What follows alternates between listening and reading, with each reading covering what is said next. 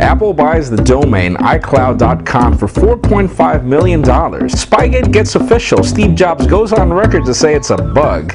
And let the rumors end. The white iPhone 4 finally got released. All this and more coming up right now.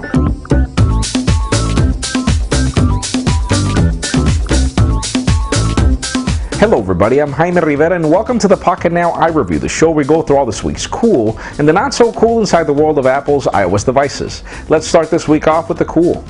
Yes, the white iPhone 4 finally got released, and this time it came in AT&T and Verizon flavors, both GSM and CDMA. Though, well, there's really nothing special about this iPhone, it's just white. We're still not understanding why it's a bit chubbier than the current black iPhone, because it's a couple of microns or micro something thicker, but then again I guess it has to do with the paint job. Finally. Speaking of white iPhones, a white iPhone 4S or 5 was leaked somehow, and this time it wasn't to a guy on a bar. And we could notice that it was the current iPhone 4 housing, but it was sporting a 3.7-inch screen instead of the 3.5-inch screen that we currently know. Aside from that, it had the A5 chip, so it was a faster device, and it also was a 64GB storage device instead of the current 16 and 32GB models that we know. Now, there aren't any specifics on how the device was leaked or when we're going to get it, but those 3.7-inch screens do make sense considering it's still going to be on the 300 pixels per inch range that makes the Retina display possible. Let's see what happens. And well, let the iOS 5 rumors begin. Recently, a crash test fell into the hands of a developer where he could verify that his application was being tested on iOS 5, though no specifics on what device was testing it or where it was. Aside from that, well, we have seen images of a white iPhone 4 again being tested, and this time it had T-Mobile logos at the top and 3G written all over it. So this could either mean that T-Mobile is merging to the AT&T network, or that the next generation iPhone could sport more support than just the AT&T bands and Verizon. We could see it being released to support more networks, considering that the exclusivity deal with AT&T is finished. Though again, rumors, not really sure what to expect yet. And well, speaking of rumors, Apple has just purchased a domain. Yeah, I said a domain. iCloud.com for $4.5 million.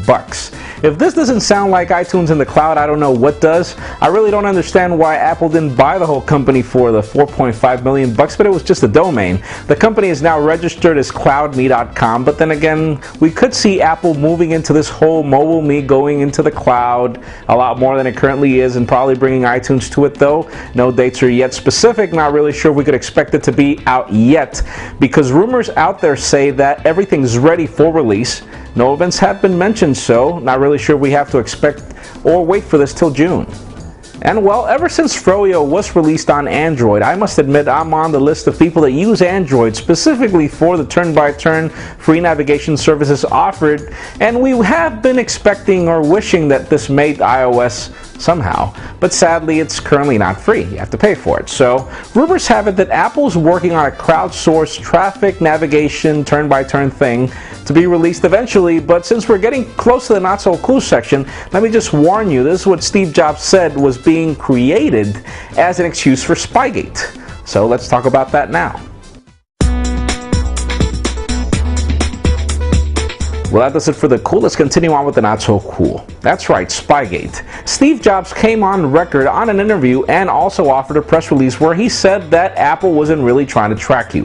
The whole reason why your iPhone, iPad, iPod Touch, and everything was tracking you was because they were building this crowdsourced service where they want to bring turn-by-turn and traffic services to iOS devices for free. Well, they didn't say for free, but that's the reason why they were working on it. Though the reason why the device was storing this on the device and on your Mac or PC was a bug. And Apple seems to be releasing an iOS update to clear the bug. Not really sure when Apple will release this crowdsourced service or if this new update will be released in the next couple of weeks, but again, Apple says they're not tracking you. Let's see what they say to Congress. And well, if you're on the small list of people that waited for the white iPhone 4 to be released and not got a black iPhone, have you ever wondered why it took Apple 10 months to release a device? Well, Steve Jobs and Philip Schiller came on an interview and they talked about it, and according to them, it was more difficult to build the white iPhone because the sensors didn't react nicely with the white paint. So that probably explains why the device is a bit more chubbier.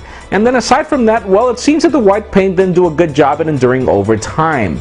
But then again, Apple 10 months? Didn't sound really good. I mean, you did a really good job with the white iPad, though it does do the Tron behavior sometimes with light.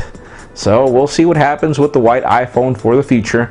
And let's hope this doesn't become another excuse for the iPhone 5 to be released next year or within the next 10 months.